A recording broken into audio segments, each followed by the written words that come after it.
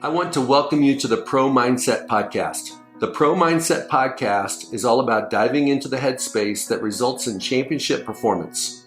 High-performing athletes, winners, have this mental flow and have a positive headspace for their performances and success. Join me, Craig Domann, sports attorney and NFL agent, on this podcast. I will interview pro athletes, college athletes, football coaches, and sports personalities. Together, we can discover how you can get in the flow and have your own pro mindset.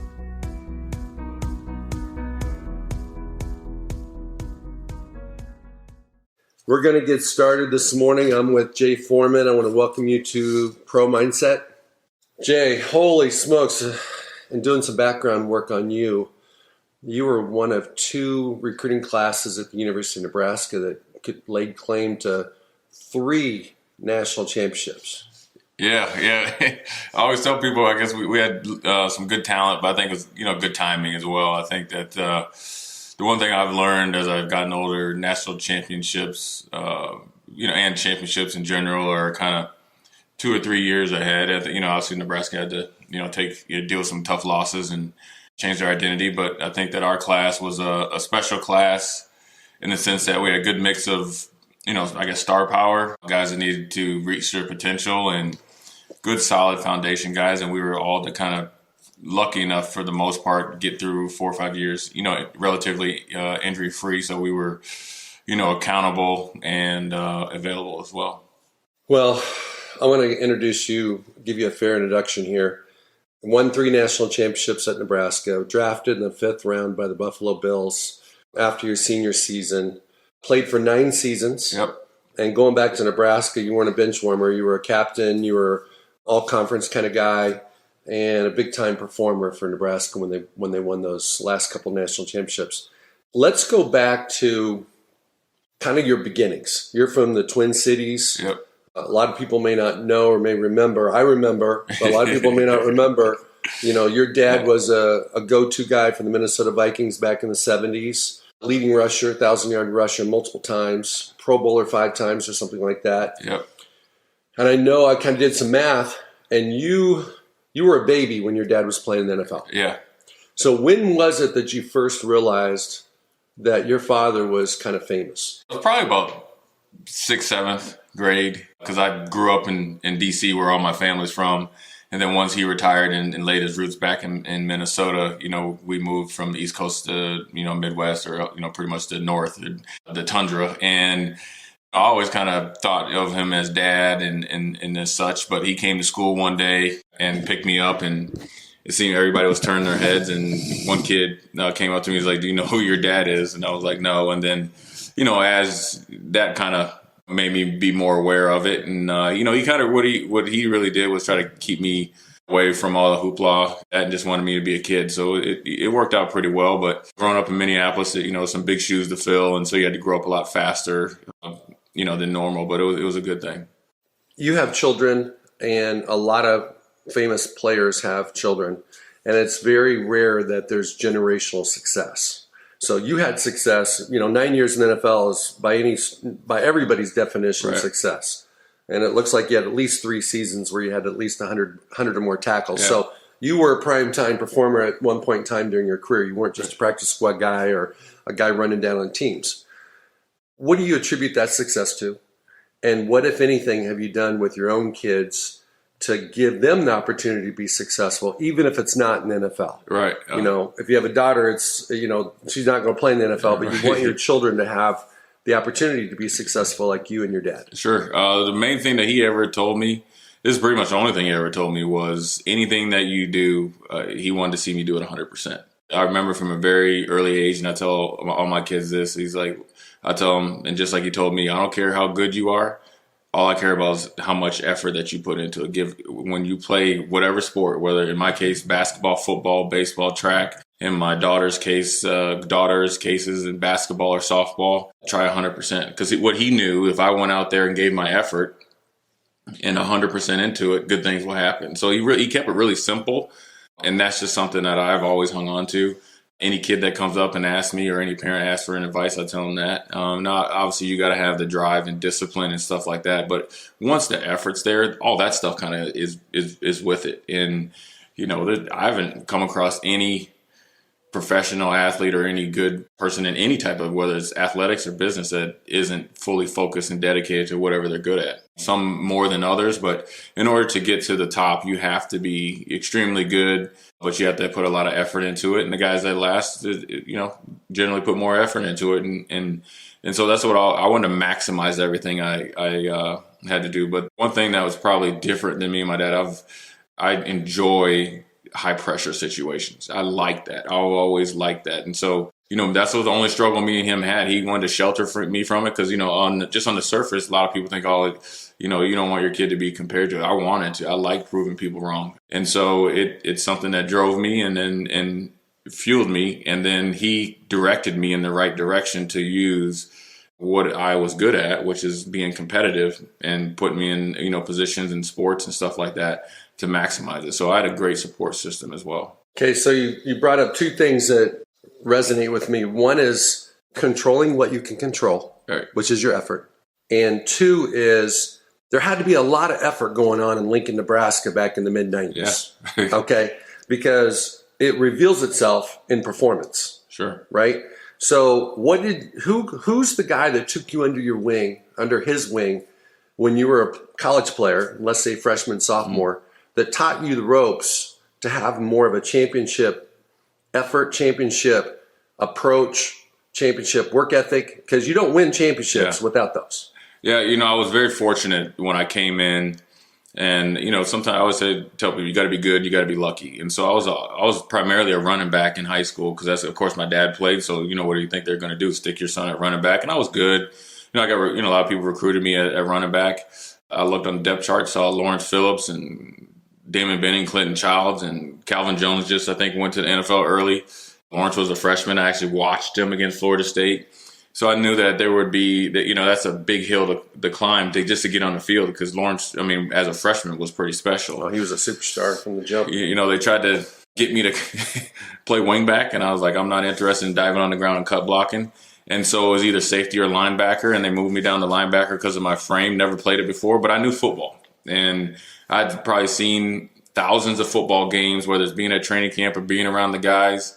So, just by loving football, I kind of felt like I knew how to play defense or linebacker. And so once I got there, I had to improve a lot. Christian Peter was really good to me, where he pushed me, physically and mentally. But the guy that really had a big impact on me was Clint Brown. He was the backup to Troy Dumas, who ended up being a 4th-round pick my freshman year. I had the red shirt. Clint was a senior from Western Nebraska out in the Kearney area. And Clint, for whatever reason, maybe he saw something in me or liked the way I just kind of showed up and shut up, which you should do as a young guy.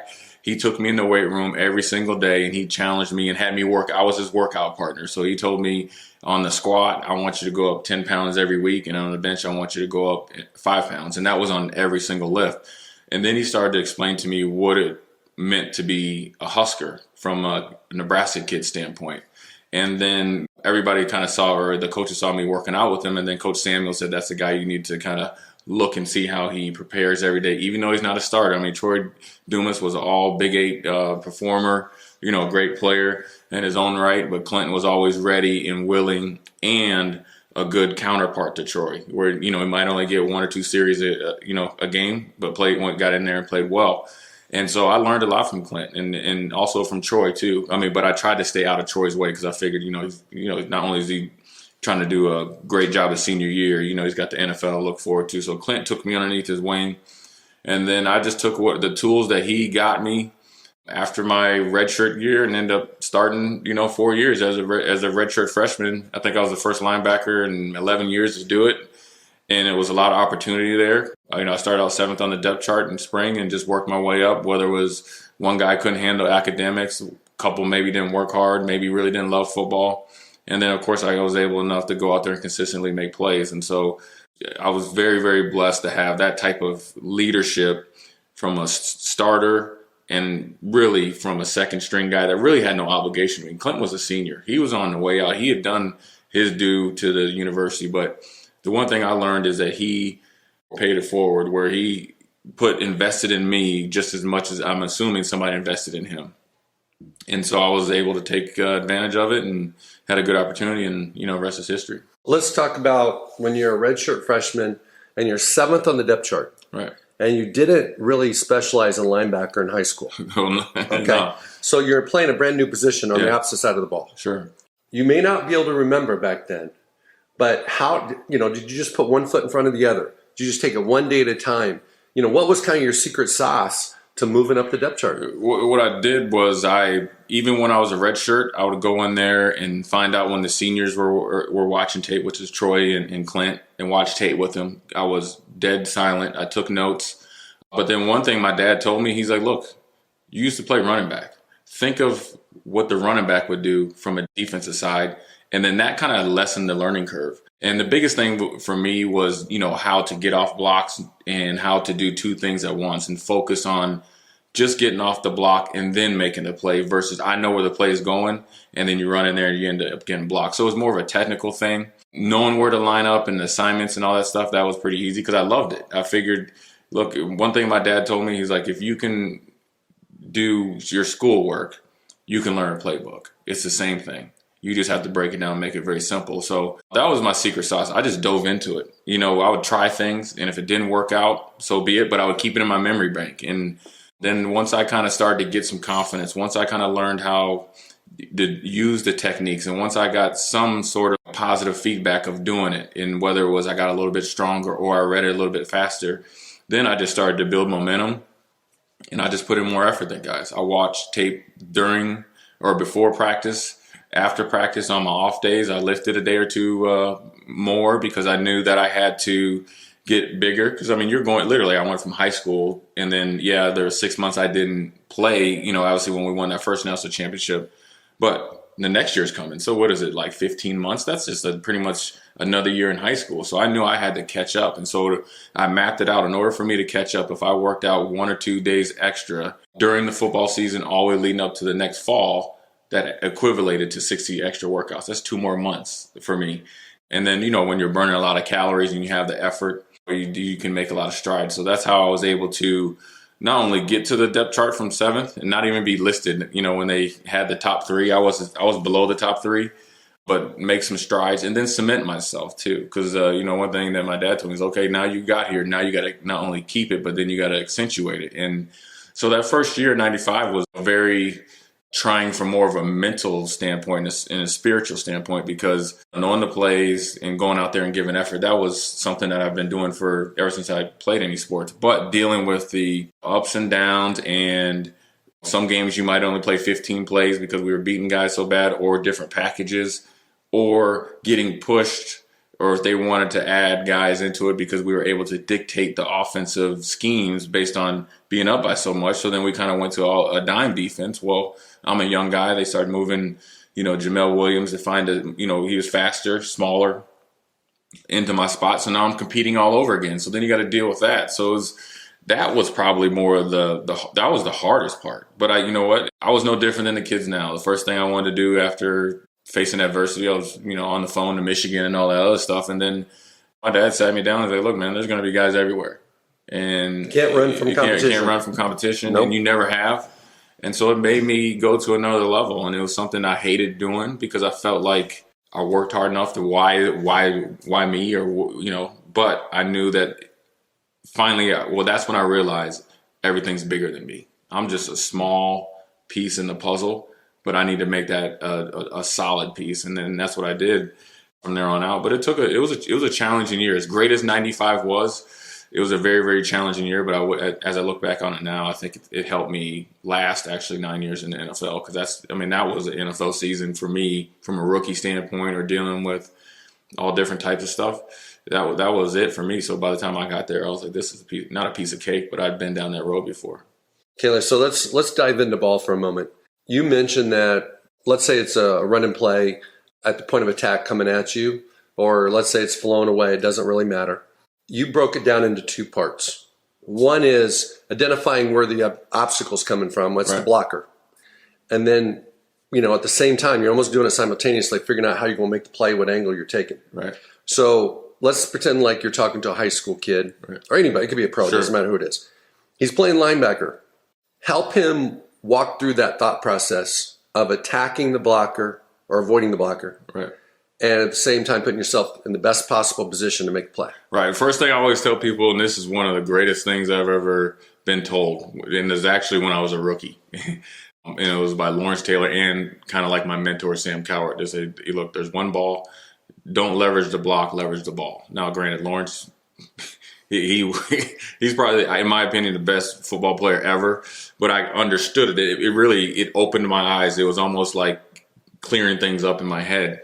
The first thing I would tell guys, like especially from a middle linebacker standpoint, you're just as important as the quarterback. So first thing you need to do is know what everybody has to do. That was from the defensive linemen, outside linebackers, opposite, if there's a weak side linebacker, strong safety, free safety, and corner, because everything affects you and you're in the middle of the defense. So you're actually in a money position because you got a 50% chance of making a play to the right or left. And that's my first thing I tell them. But then when you know that, then you know where in every play, as far as a running play, there's two people that can block you from a middle linebacker. It's play side or backside. And you're generally going to have one gap on play side and one on weak side.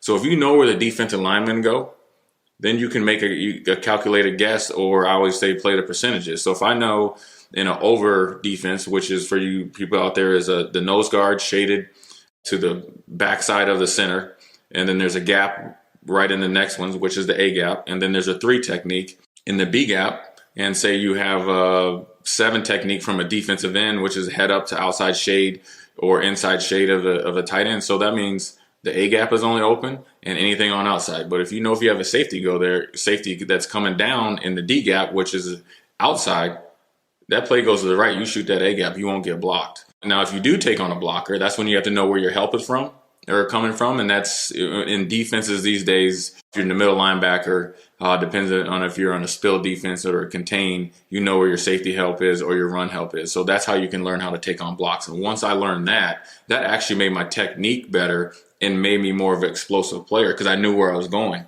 And one thing I always tell young linebackers, you might be going up a guy that's a lot of times 100 pounds, and especially in these days, these linebackers are tiny, 120 pounds bigger, heavier than you, stronger than you. But if you get to them first, everything's all the same. And it's not about getting into a He-Man battle with him. It's getting to where you need to get to, using his leverage against them, getting off the block and making plays.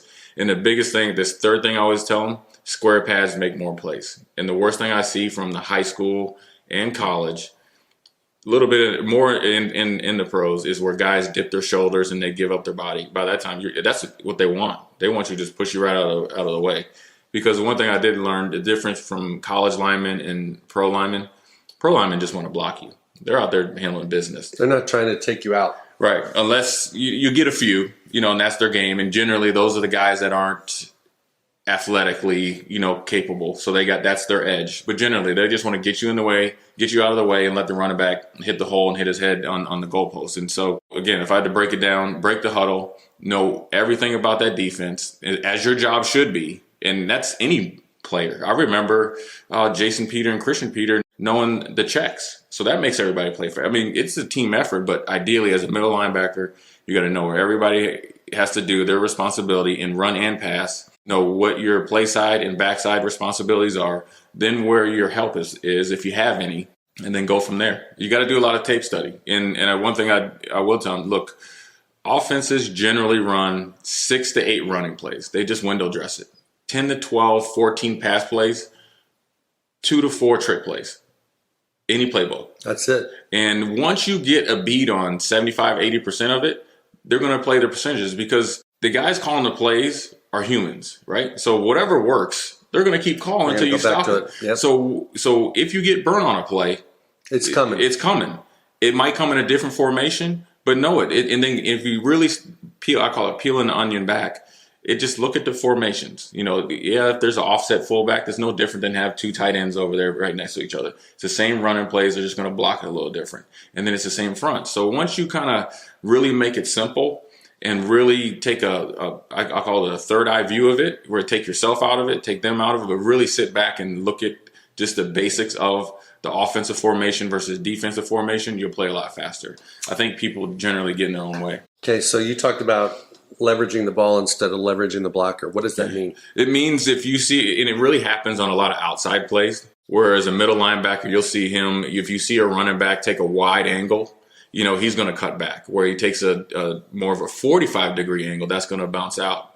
Where defensive guys these days do it wrong is that where they get a wide angle, they're heading to the sideline, right? So they're more or less, they're trying to outrun the blocks. They're bubbling around the blocks. Well, then that's creating backside cut lanes and actually play side. And when you see the commentators like, oh, he cut it back, well, actually it was play side because the linebacker outran his responsibility. So they're trying to leverage the block instead of leverage the ball. Because if you're inside, if a guy's running to my right, which is his left, if my right eye is matched up with his right eye, I can make every tackle. If he goes to the sideline, I send him to the 12th defender, right? That's still a tackle in the stat sheet.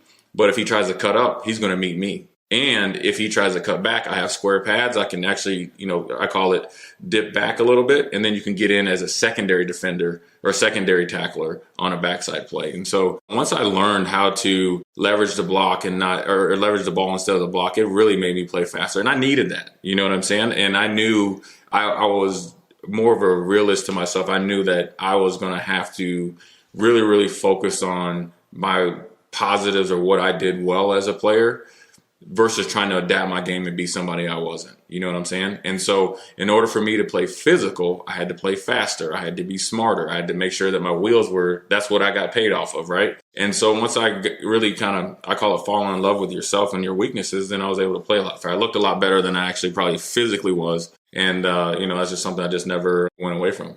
Okay, so we're going to go to the pros in a minute, but let's stick to the college world. You played for a legendary head coach, Tom Osborne. What is it that you remember the most about him and what impact he made on your game and maybe on your life off the field? The very first impact he made on me was actually at a table like this, where I only was able to ask him 2 questions, and it was a selfish question. I said, look, coach, if I go play in this high school all-star game and say by chance I get hurt, will you honor my scholarship? And he looked me dead in my eye and he said, once you commit to me, I'm committing to you for 4 or 5 years, however long it takes for you to graduate. I'm fully committed to you as a mentor and a father figure. And he told me and my dad, that is the first impact to me as a man and as a mentor to kids, where if you make a commitment to somebody, you see it through. That's through the good, bad, ugly, great, everything. Let's move to the NFL. But before you get to the NFL, you got to go through draft weekend. Walk us through the most exciting, fun days of your life going through the NFL draft circa 1999. After the combine, it was like a sigh of relief. You hit, you kind of show up to the combine, you want to hit certain numbers, it's 20 in the bench and all that.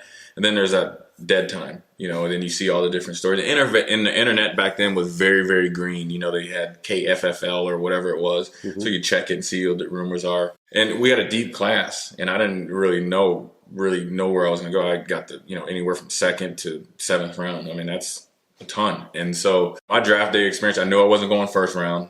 Probably had a good idea I wasn't going 2nd. 3rd round, then you start watching. Then you don't go the 3rd round. So that first day, you got your family around. It's just very small. And so it becomes stressful. Then you start seeing guys like, man, I saw him at the combine, and then I went to the 4th round. I'm like, okay. And, from, D.C. area, the Redskins picked a guy, I forget his name, that wasn't at the combine. And linebacker? Linebacker. Oh, goodness. And he only played, I don't even think he made it through a year, but he went 4th round. And then, of course you want to, then I think I might remember from him. Georgia Tech. Yeah. And so, you start seeing guys and into the 4th round. And I remember Carolina called. The linebacker coach really liked me, and they ended up drafting Hannibal Navies, who's, was from Colorado, ended up, great career.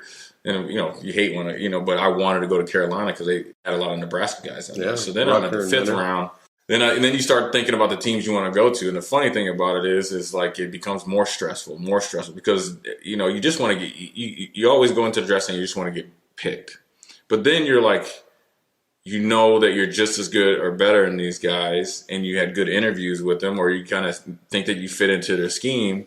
and you see guys start to go ahead of you that was either maybe ranked higher or maybe lower, you just kind of see them going, then you just want to get picked. And really, to be honest with you, the two teams that I didn't interview with or didn't work places I didn't want to go was Buffalo and Green Bay. Well, one, because they had a lot of young linebackers, established guys. And, I'm in Lincoln. You think you want to go to a big city. And it's the end of the 5th round, and the Vikings had told me that they were going to pick me.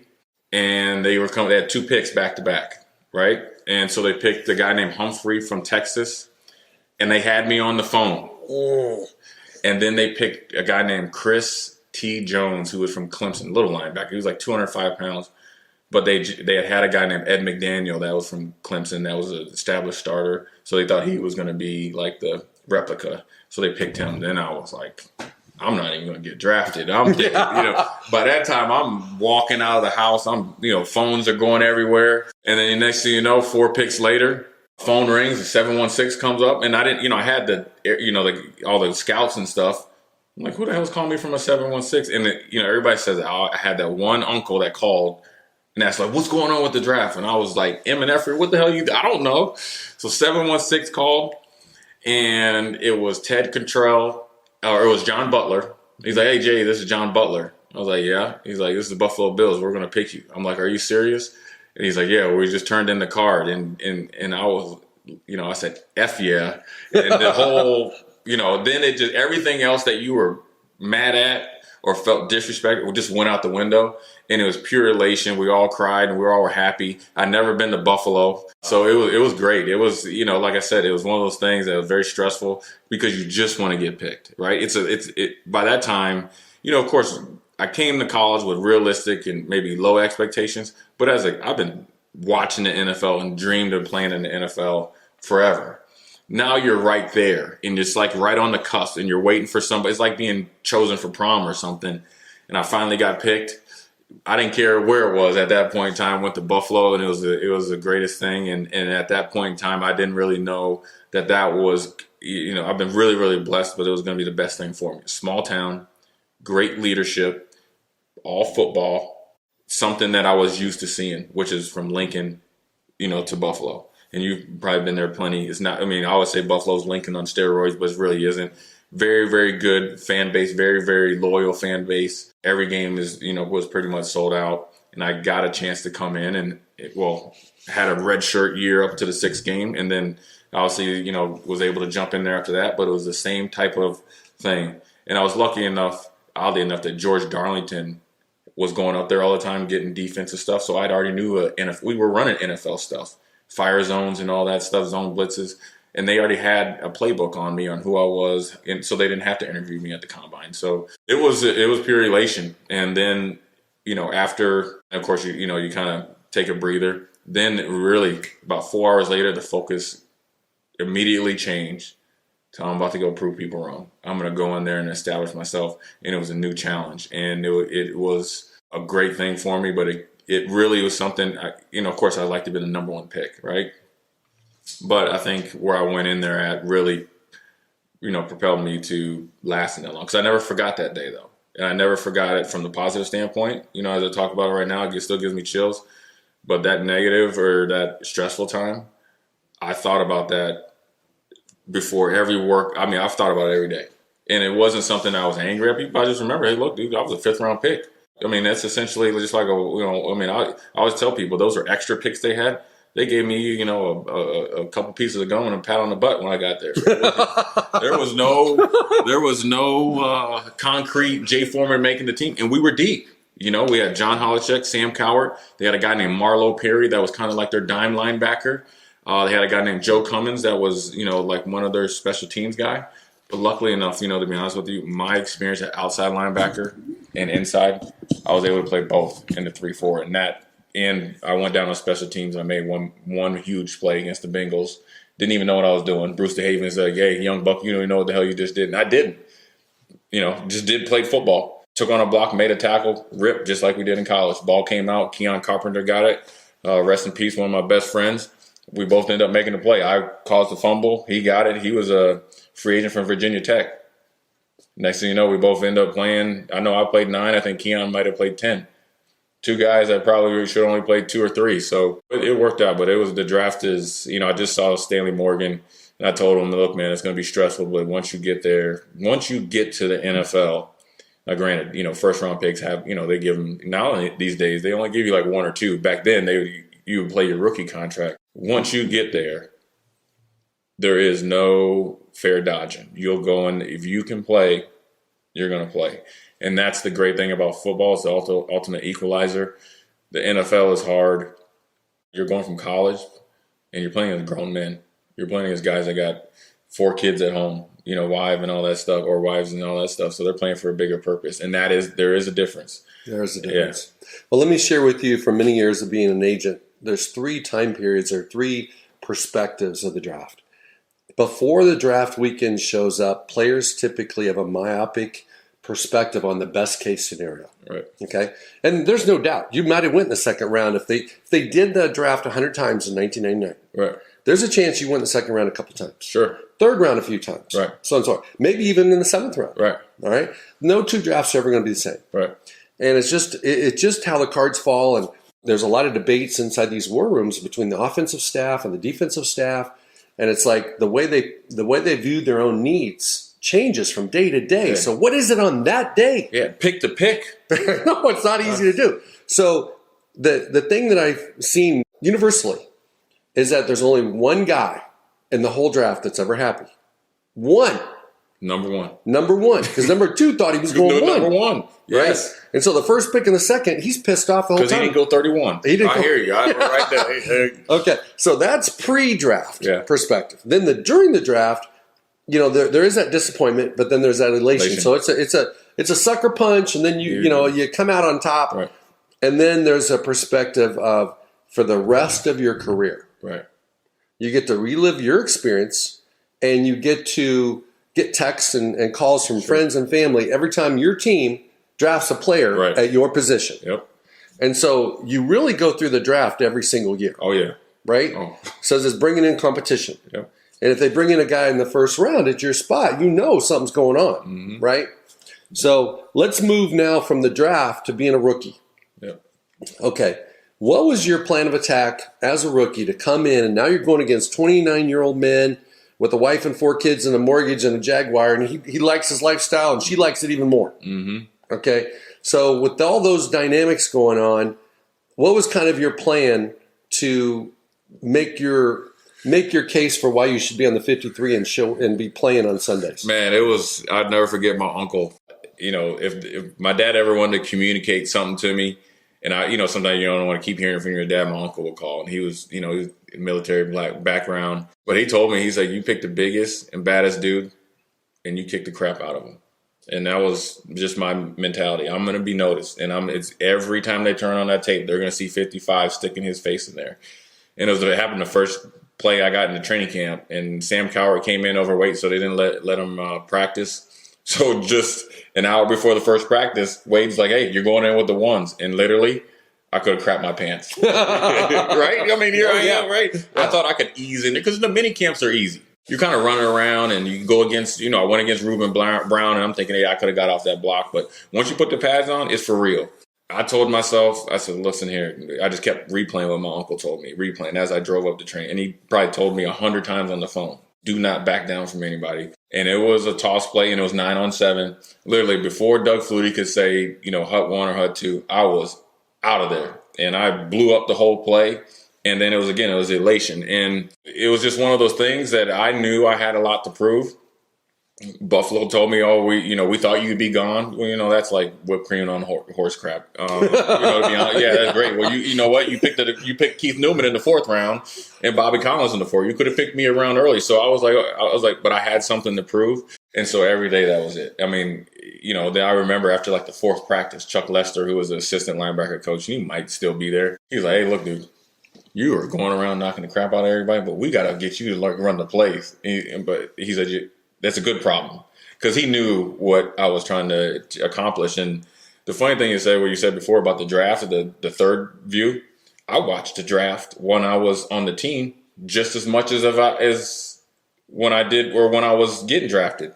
And funny thing about you said it, I remember I was going into my 4th year We just had let go of Wade, and I've been starting for 2.5 years now. Felt like I was established, but Greg Williams came in. They drafted Corey Moore from Virginia Tech, I think he probably had like 18 sacks when he was there. I mean, right? But he was a small guy, and they were like, oh, we're putting him at outside linebacker. At that point in time, in a 4-3, I was playing outside linebacker, weak side, provide pass rush and all that. So that's the same thing. I knew that they were looking for Jay Foreman, were coming after me. So I had to answer the call again. But prior experience made that easier. But then I look at a challenge because, again, I was going to my 4th year. I was coming up to a contract year. And I knew it was either me or him. My dad always told me, look, they ain't getting nothing unless you let them take it. If you go out there and make plays, they can't not put you out there.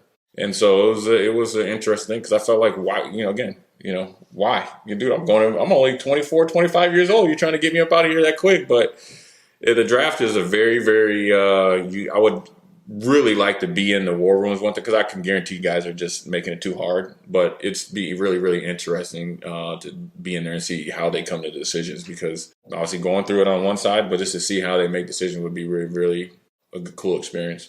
Well, one of the things I can tell you, I've never been in the war room during a draft, but in talking to numerous front office guys over the years, they spend about 90% of their time figuring out that first pick. 90% of their time. Resources, 90%. Evaluation time and discussion, it just seems like it's overweighted, okay? And once they get to the 5th, 6th, 7th round, they don't put as much due diligence into it as you might think. Right. Now, the scouts do, but they don't make any decisions. So the scouts have done the foundational work. They've done the background. They've evaluated you on at least 4 game tapes. But the coaches and the GMs, they kind of get real flippant. And you may or may not remember, when you go through that draft, it's a long process. Oof. Well, I mean, you feel like you run like 3 marathons by the time things over. Well, even when you watch it as a player and you're a vet, it's long. You get tired of watching the dang thing. It lasts so dang long. Well, it grinds on the front office guys. So by the end, they just sometimes don't make the most logical decisions, right? Yeah. So what I guess the thing I would tell you as a player, because you have no control over that, wherever you go, whatever round you're in, you just got to control the controllables and focus on your game because you might have got overdrafted. You might have got underdrafted. It doesn't matter. You're there. What are you going to do now? Right? So let's pretend that you're mentoring let's just say linebacker because that's your thing. But it applies to every position. Right. You're mentoring a guy like Stanley Morgan, wide receiver, but he's a linebacker, and he's getting ready to go into the draft this year. And pretty soon he's going to show up for OTAs. Right. Okay? And he's going to blink, and it's going to be the final cuts. Yeah. How do you attack your rookie year? Fresh off the draft, show up for OTAs. You got these guys that have been there. Maybe you have a new coach. Maybe you got a guy like Belichick's been there forever. It doesn't matter. What is your plan of attack for the rookie? Come in there like you were a free agent and just have a huge chip on your shoulder and come in there with everything to prove. And you start, you're a freshman in college again. If you take that type of mentality that you're going to come in and leave no stone unturned and you're going to prove yourself every day, you're going to do anything and everything that you can do, it'll generally all work out for you. I always tell guys, focus on every single day. Now, here's the biggest thing from college to the pros. That is, really you have to develop the mindset. As long as you are winning your day, which sounds cliche, that's the only thing that you can control. You can't control what Craig and Jay does because I might not be good that day, but if you are, when they're up there looking at that roster and they're looking at the checks and minuses or checks and balances, if you're a guy that's accountable and that's a good player, that's going to work out in your favor. And so I would just say go in there and raise hell. Go in there as a linebacker and raise. There is no friends. Every day is a fight. And if you're a first-round pick, they're going to try you. They're going to see if you're really worth it. If you're third to fifth-round pick, they're going to see how tough you are. 7th, 8th-round pick, they're going to probably try to, punk you a little bit. At the end of the day, you got to step up to the challenge, and then you got to prove not only to them but to yourself. Because there's doubt with every guy that goes into the league. There is an athlete. If you go in there and think with no doubt, then you ain't going to last. Because, you could be the number 1 pick if it's Kyler Murray or whatever. Dude, you got doubt everywhere. They doubt how tall you are. So you're going to do something you've never done before. his chip needs to be just as big as the guy that's the last guy picked, or the street free agent that probably thinks he should be picked more than the backup linebacker at the University of Ohio State that never played, but he had a good, private workout and he didn't get picked. So it's a lot to prove, and it's a hard thing to handle, because sometimes guys hang on to the elation after you're getting picked, and then next thing you know, you're in training camp and you're 2 or 3 steps behind. Then you don't have a good rookie year, and from your experience, and I know from my experience, your first impression, which is generally your first year and mainly towards the end of your year, is your first impression. They kind of know whether you're going to, I wouldn't say make it, but they know whether you're a hard worker, accountable, a playmaker, or have potential to, always say, outlive your shelf life. And that's one thing, is being a late round pick, which I call 5th to 7th guys. That's what you're actually racing against, is because I think that scouts and those guys like, oh, you're only supposed to last this long, right? So once you get to that breaking point, which is to keep going, that's a big thing to do. That's where those first 3 years are so imperative. And if you don't, then they can get another 5th round guy to, run down a kickoff. And a perfect scenario for roster construction. You want your 5th, 6th, and 7th rounders to be replaced every 3 years. And the reason why is because you're younger, they're healthier, and they're cheaper. Yeah. And right before they get to their second deal, you want a new one. Right. And so unless that guy creates some kind of crazy value that you can't replace, you get rid of him. Yep. Okay. So that's why the NFL average length is about 2.7 years, because it really is 3 years, because that's the cheap years of a player's career. Right. 4th year, you can get the RFA tenders and all that stuff. So what players have to understand when you talk about shelf life, that's real. Yeah. Okay. They got a 3-year plan for you. Right. Now, if you screw that up, you don't play 3. But if you play well, you're going to play 3, and they're going to get rid of you. Yeah. Okay. The other thing I think is very important, and you've mentioned it in one shape or another a couple times, is they're going to attack your weaknesses. They're going to, you've got to be able to understand your own weak. You have to have some self-awareness about what your strengths and weaknesses are to improve on your weaknesses, because that's what they're looking at. Yeah. Okay. They like your strengths. That's why you're there. But they're constantly looking at your weaknesses and thinking, can we find somebody else younger, cheaper, and healthier to not have those weaknesses? Yeah. Okay. So I have a linebacker with Houston Texans at the moment. He's going into his 3rd year. I just saw him this week. And I said, how's things going? He said, I never knew I was so short. I said, really? He's 6'1.5". And he's all he gets reminded of by the organization. They love him. They love him. He's short. And he's got short arms. Yep. So they are always watching his leverage, his ability to get off blocks, because when you have shorter arms, it's hard to get off blocks if you get locked in. Yeah. And if you don't utilize your leverage, then why be 6 foot? You should be 6'5". Yeah. Right?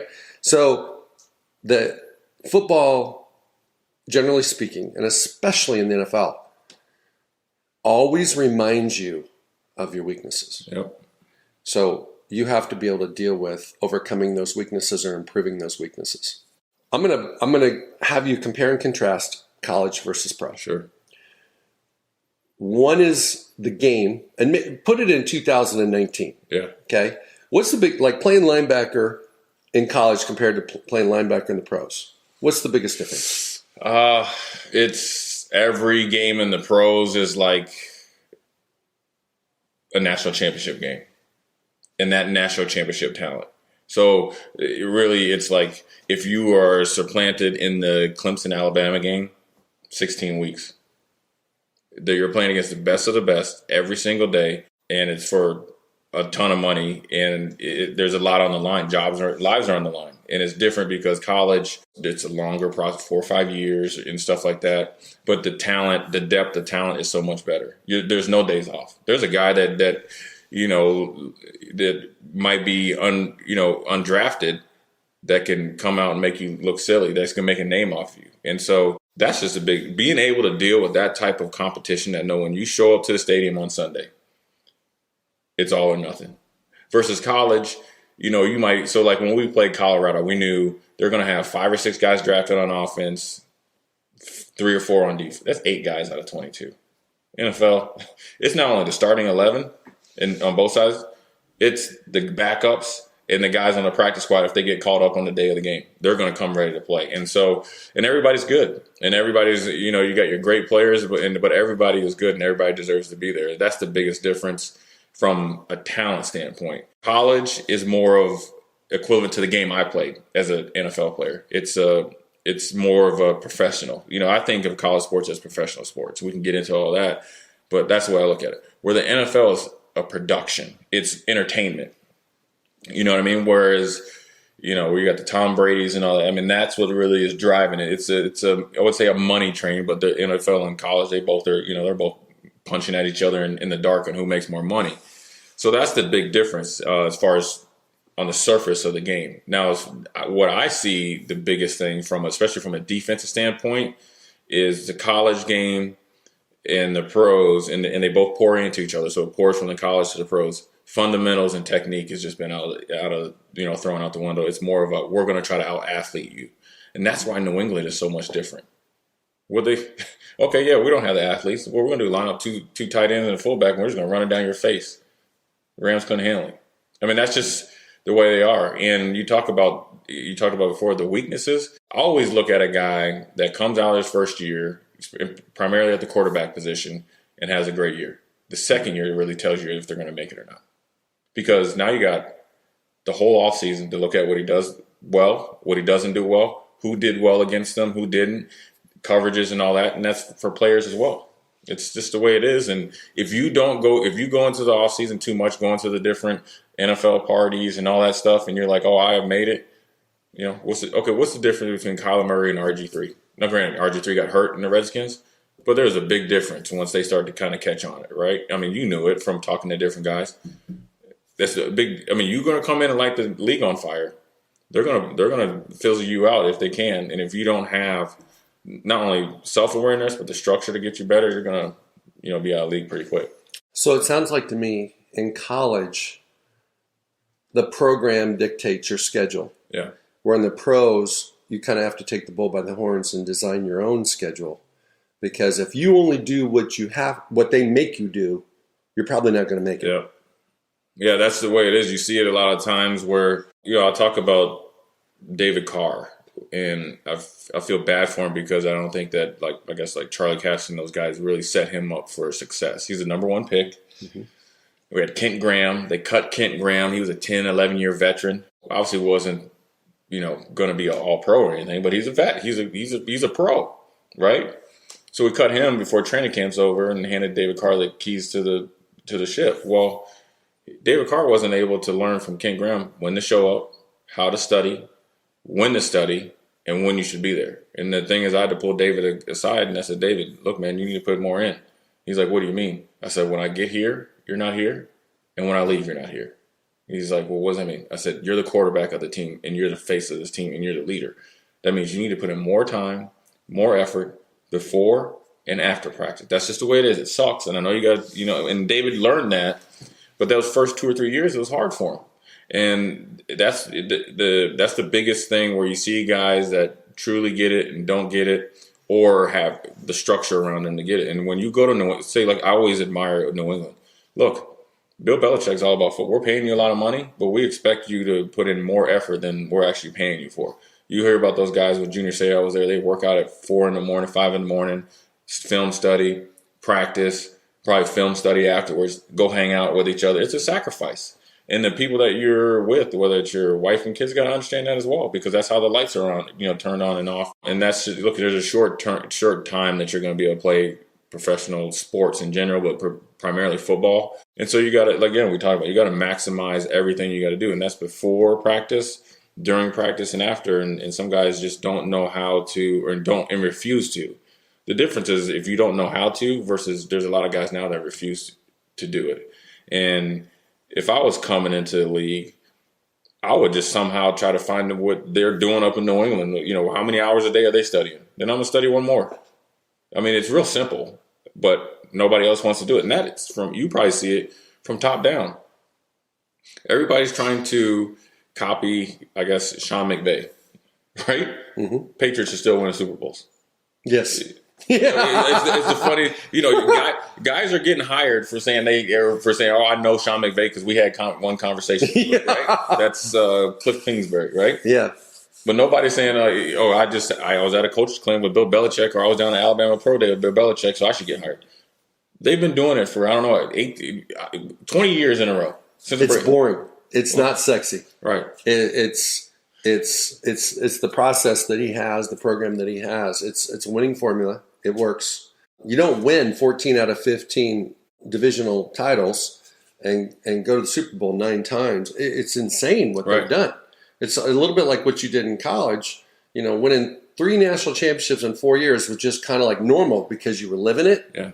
But now it's not normal. Yeah, it's not normal. Every year you get reminded how special it is. It becomes more special the older you get. Sure. We are going to have that same conversation about the New England Patriots once Belichick and Brady are gone. Yeah. That, wow, these guys in the first 20 years of the century dominated. Right. And they're good at doing it. But they've also done it different ways because they were primarily a defensive team, kind of like when I played, and Brady was don't turn it over.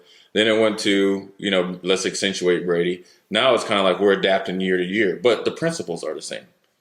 Maximize it. And it's funny to me that they're trying to get play callers versus trying to get coaches. And that's what he's done. Look, you show up in New England, you could be whatever from any team, Miami Dolphins. There's one way you're going to do things. You go to Alabama. There's one way you're going to – Nick Saban said it. If you're coming as a coach, you're going to coach. You're going to be the coach, but this is how we do things here. You're just going to fit in. And he rehabs a lot of coaches, and same thing with Clemson. It's just weird that in sports today, everybody tries to find a different way to do it, and they're not even winners. Because ultimately, the only thing that matters in the NFL as far as from a team standpoint, did you or did you not win the Super Bowl? Because even if you went to Super Bowl and lost, all you are is just a last place, first place loser. That's it. You just played 3 or 4 more weeks than I did, and you ended up the same end that I did. You didn't win it. Very few people remember the Super Bowl loser. We just don't. And sometimes we don't care. Don't care, no. And ironically, sometimes the Super Bowl loser is looked upon more disfavorably than somebody who didn't even make playoffs. Yeah. It's like, you didn't win it. You got there. Right. And you couldn't finish it. And so you're like, oh, that team sucked. You know what? They were the second team. Yeah. But just humanly and psychologically, sometimes we see those people as losers. Yeah. Okay, so let's go. I want to ask you a 2-part question about if you had an opportunity to do it over again. We're so much wiser and smarter after you're finished with something than when we're going through it. If you had an opportunity to go back to college again, what would you do differently and better? Or sooner? Yeah, sooner. Probably understand that it's, bigger than me. I think it was probably forced down my throat maybe like at year 2 or 3. Then the light finally came on. I think I would come in with a different perspective of where I fit into the linebacker room, the defense, and then obviously the whole overall picture. Look, we won 3 national championships, so there's not really much I'd do. I mean, I will say this, if I knew that somebody came and said, Jay, it doesn't matter where you go, you're going to go to the NFL. Would I go to Nebraska if it was all about me? Probably not, because I know that if I would have went another place, I would have probably been featured more than obviously, as more draft stats. But I wouldn't give it up. I would probably wouldn't do that. So I worked. I felt like I have no regrets as far as what I put into it. So there's nothing I'd change. I think probably more of seeing the bigger picture quicker versus kind of beating your head against it and then finally realizing, okay, well, this isn't working. Maybe let me take it. Maybe it's me and not them. And what's the common mistake that players make about not seeing the bigger picture? They're just too self-absorbed. Think that the game and the university maybe owes them something. And that's for me. I felt like, well, dude, you owe me to play. I earned it. So and really, once my dad told me, look, Nebraska doesn't owe you anything, neither does football. But you owe football everything. And that means you have to keep pouring it in. And there's no guarantee when you work hard that you're going to get, a positive result. And that took a while for me to kind of grasp. You know what I mean? Because then it became me more than the team. And once I invested more in the team, then they start spitting out more me. And then So it just took, first 2 or 3 years or first 2 years of playing. But if I had to change anything, that would be it. Where the guys this generation makes mistakes, they don't deviate from that, because once they face competition or adversity, they pack up and leave. Transfer portal. Yeah. Push the button. Yeah. And I understand, quarterback where, like Georgia, they brought in like 2 number 1 guys. I get it. There's only one position. I think it's too quick and accessible for these kids just to pack up and leave. And, it's hard for them, but they can still make it. What would you do differently if you were going through the draft this year and you got drafted by the same team, the same round, and you're showing up for OTAs in a month? I would definitely have the same mentality, but my focus primarily would be special teams and have that business mindset first and foremost. I think where a lot of guys miss the boat is they don't know how to play the game within the game. Yeah, I can hate a coach or hate a situation, but there's a lot of politics. So, these coaches like to get their egos, greased. And so you got to be able to do that. I think I'd probably, understand how some guys, and you're like, dude, how did, I remember we had offensive linemen. I was like, dude, how are you, dude, you're going in year 10? Like, you wouldn't even play at Nebraska. Well, he was, he's learned how to kind of, navigate through the, the muddy waters. So I think I'd probably do that a little bit better. Like I said, I always poured everything into it, but just more or less playing the political game a little bit, because that's what it takes. And it generally, one thing I did learn, and this is I did learn, is that coaches, GMs, and, decision makers will be around a lot longer than any player. And they generally go from place to place to place. So it's always good to be in favorable to neutral positions with them. You know what I mean? Mm-hmm. And that's how you can maybe, get a couple more years out of the NFL. Because at the end of the day, you got to be really fortunate and lucky to win a Super Bowl. I mean, you can be a great player and play for Tampa Bay Buccaneers. I remember Leroy Solomon. He's, he never had a chance to win a Super Bowl. So at the end of the day, you want to get the most years out of all the NFL and, get as many helmets as you can get in your trophy case.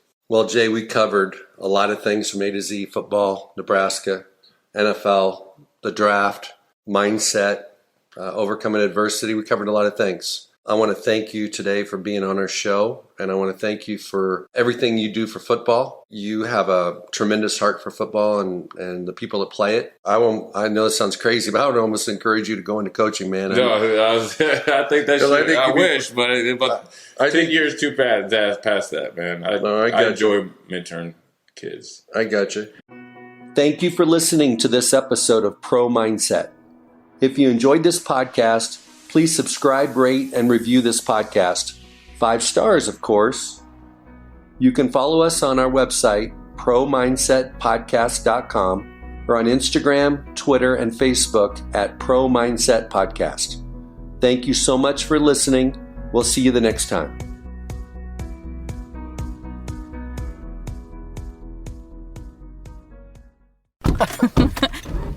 Oh, turn it up. Here we go. Up here with your crew in an awesome view. Everything you love stacked right in front of you. Got your icon pass, powder slashing. 50 plus destinations. Speaking of, did you get your icon pass yet, Sean? I'm on iconpass.com dropping in right now. Wow, from just $2.59 adult, everyone knows you get the best price in the spring. Yeah, that's the good stuff. Okay, done. So pass the good stuff, yeah, it's the good stuff. Bienvenido a Kaiser Permanente. El doctor ya te puede ver. Verá que aunque eres muy activo, ahora te cansas más rápido de lo normal. Verá que a menudo almuerzas comida rápida. Próxima ventanilla. Verá que pones a tu familia primero y tu salud tiende a caer en segundo o tercer lugar. Y claro que verá que tienes el azúcar alto, igual que tu papá. En Kaiser Permanente trabajamos juntos para ver todo lo que tú eres y darte el cuidado que tú mereces. Kaiser Permanente, para todo lo que tú eres.